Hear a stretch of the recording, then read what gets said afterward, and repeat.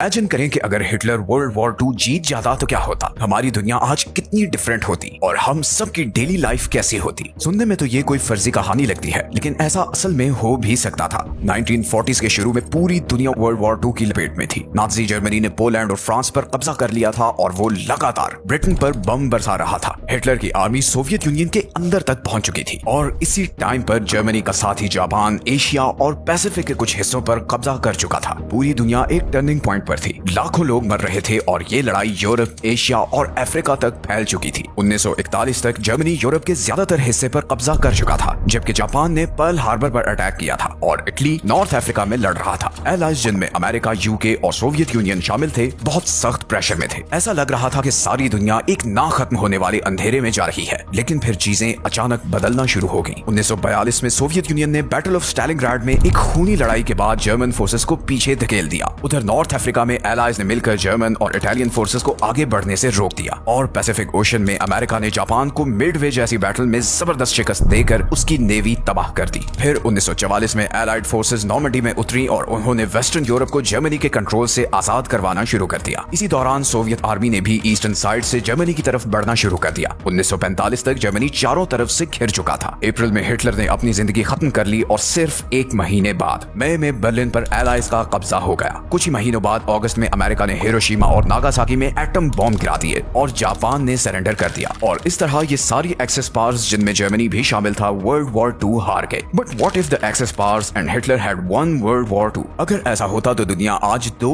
बड़ी एम्पायर्स में डिवाइडेड होती। एक तरफ नाजी एम्पायर होती जिसके कंट्रोल में यूरोप, नॉर्थ अफ्रीका और मिडिल ईस्ट होता। दूसरी ही तरफ जापानीज एम्पायर होती जिसका एशिया और पैसिफिक पर कब्जा होता, जिसमें चाइना, साउथ ईस्ट एशिया और इवन ऑस्ट्रेलिया के कुछ हिस्से भी शामिल होते। ब्रिटेन पर भी नाजीज का कंट्रोल होता और फ्रांस, पोलैंड और नेदरलैंड्स भी नाजी के फुल कंट्रोल में होते, जबकि दूसरी तरफ अमेरिका अकेला रह जाता और उसके लीडर्स भी फिर प्रो हिटलर होते। अब जरा इस बारे में बात करते हैं कि हमारी डेली लाइफ कैसी होती अगर हिटलर ये वॉर जीतता। हमारी लाइफ आज से बिल्कुल डिफरेंट होती। नाजी आइडियोलॉजी हर चीज पर छाई होती। आप क्या पढ़ सकते हैं, क्या देख सकते हैं, क्या बोल सकते हैं और यहाँ तक कि आपको कौन सी नौकरी मिलेगी और आप कहाँ रहेंगे, ये सब इसी आइडियोलॉजी के तहत होता। ना कोई फ्री प्रेस होता, ना फ्री इलेक्शंस होते और ना ही आज की तरह का इंटरनेट होता। न्यूज में सिर्फ वो दिखाया जाता जिसकी गवर्नमेंट इजाजत देती। ऐसी तमाम बुक्स जो रिलीजियस स्कॉलर्स, ब्लैक राइटर्स या एंटी नाजी लोगों ने लिखी होती, उन्हें बैन कर दिया जाता। स्कूल्स में सिर्फ नाजी आइडियोलॉजी पढ़ाई जाती और हिस्ट्री को दोबारा लिखा जाता ताकि हिटलर को हीरो के तौर पर पेश किया जा सके और शायद हॉलोकॉस्ट कभी रुकता ही नहीं। इसी तरह अगर हम इकोनॉमी की बात करें तो ना कोई फ्री मार्केट होती और ना कोई बिजनेस कर सकता। नाजी जर्मनी में सब बड़ी इंडस्ट्रीज गवर्नमेंट के कंट्रोल में होती थी। प्राइवेट कंपनी सिर्फ उस सूरत में काम कर सकती थी अगर उनके ऑब्जेक्टिव्स नाजी ऑब्जेक्टिव्स से अलाइन करते हो और ज्यादातर फैक्ट्रियों को हथियार बनाने पर लगा दिया गया था, स्पेशली 1939 के बाद। तो मतलब अगर हिटलर जीत जाता तो फिर फैक्ट्रियां आम लोगों के लिए फोन, गाड़ियां या कपड़े नहीं बनाती, बल्कि फिर वो सिर्फ हथियार, टैंक्स और दूसरा जंगी सामान बनाती। गूगल या एप्पल जैसी बड़ी टेक कंपनीज कभी नहीं बनती क्योंकि गवर्नमेंट हर किस्म की टेक्नोलॉजी को अपने कंट्रोल में रखती ताकि उसे अपने मकासद के लिए यूज कर सके। इस फ्यूचर का सबसे खौफनाक पहलू ये है कि दुनिया से डाइवर्सिटी खत्म हो जानी थी, बिकॉज फिर कोई डिफरेंट कल्चर्स, रिलीजन्स या ट्रेडिशंस नहीं होने थे। नाजीज का ये बिलीव था कि सिर्फ एक ही नस्ल को जीने का हक है। अगर वो पावर में रहते तो बहुत सी कम्युनिटीज को बिल्कुल खत्म कर दिया जाता। रिलीजन्स जैसे कि जुडाइज्म, इस्लाम और इवन कुछ क्रिश्चियन सेक्ट्स को भी बैन कर दिया जाता। वो शहर जो कल्चर और ट्रेडिशंस का हब थे वो सब खामोश, बोरिंग और बेजान नजर आते। यहाँ तक कि लोगों के बोलने का अंदाज भी बदल जाता। जर्मन लैंग्वेज पूरे यूरोप और इवन अमेरिका के कुछ हिस्सों की भी नेशनल लैंग्वेज बन जाती। जो म्यूजिक, खाना, फैशन या आर्ट नाजी आइडियोलॉजी के खिलाफ होता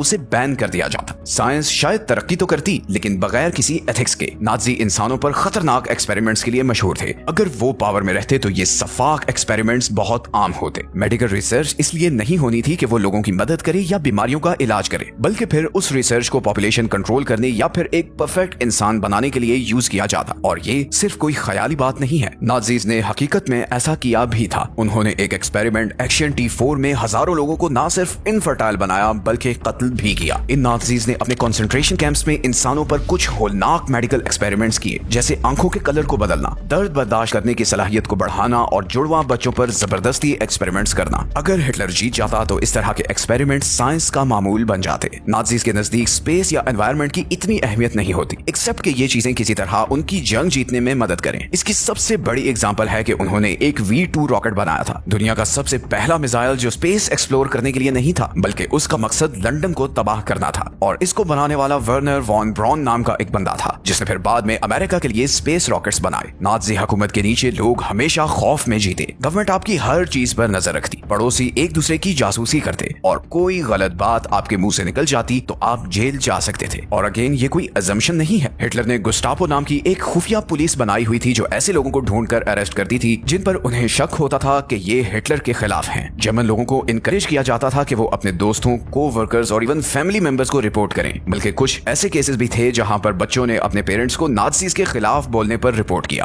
पब्लिक पनिशमेंट्स दी जाती थी ताकि लोगों को डरा कर काबू में रखा जाए। हर किसी को अपनी वफादारी शो ऑफ करनी पड़ती थी, चाहे वो दिल से लॉयल ना भी हो। आप सोच रहे होंगे कि क्या वाकई ये सब मुमकिन था? इसका जवाब है यस। वर्ल्ड वॉर में कई ऐसे मौके थे जब एलाइज हार रहे थे, जैसे अगर हिटलर थोड़ा पहले ब्रिटेन पर हमला कर देता, या अमेरिका इस जंग में ना कूदता, या जर्मनी मॉस्को पर कब्जा कर लेता, तो आज दुनिया का नक्शा बिल्कुल मुख्तलिफ होता। अगर हिटलर वर्ल्ड वॉर 2 जीत जाता तो दुनिया में एक बड़ा कोल्ड और डार्क एनवायरनमेंट होता। टेक्नोलॉजी सिर्फ लोगों को कंट्रोल करने के लिए यूज होती और रिलीजन्स और कल्चर को बहुत डैमेज किया जाता। ऐसे सोचने से हमें पता चलता है कि आज जिन चीजों को हम फॉर ग्रांटेड लेते हैं, जैसे freedom of speech, democracy, ethical science या किसी भी इंसान को जीने का हक, नो मैटर उसका बैकग्राउंड क्या है, रेस क्या है या बिलीफ क्या है, ये सब चीजें फिर हमारे पास ना होती। So the lesson is very clear, आजादी और अमन कभी गारंटी नहीं होता and history can repeat itself if we stop paying attention. Hitler ये जंग जीता तो नहीं, मगर हमें अपने आप से ये सवाल जरूर पूछते रहना चाहिए कि अगर वो जीत जाता तो क्या होता, क्योंकि पास्ट को याद रख कर ही हम फ्यूचर की हिफाजत कर सकते हैं। आज फिर दुनिया एक बहुत नाजुक मोड़ पर है। चंद बड़े लोगों की ईगो इस दुनिया को जंग की आग में धकेल सकती है। ये ऐसी आग है जो इन अमीर बड़े लोगों को नहीं खाती, ये जलाती है तो सिर्फ मेरे और आप जैसे आम लोगों को। ऐसा लग रहा है कि हम इंसानों ने माजी से कुछ नहीं सीखा और हम एक बार फिर एक बड़ी जंग की तरफ बढ़ रहे हैं, और इस दफा ये बड़ी जंग इंसानियत के मुकम्मल खात्मे का सबब बन सकती है। वीडियो अच्छी लगी है तो इसे दूसरों के साथ शेयर करें और चैनल को सब्सक्राइब कर लें। मिलते हैं नेक्स्ट वीडियो में एक और इंटरेस्टिंग टॉपिक के साथ। अपना ख्याल रखें। अल्लाह हाफिज।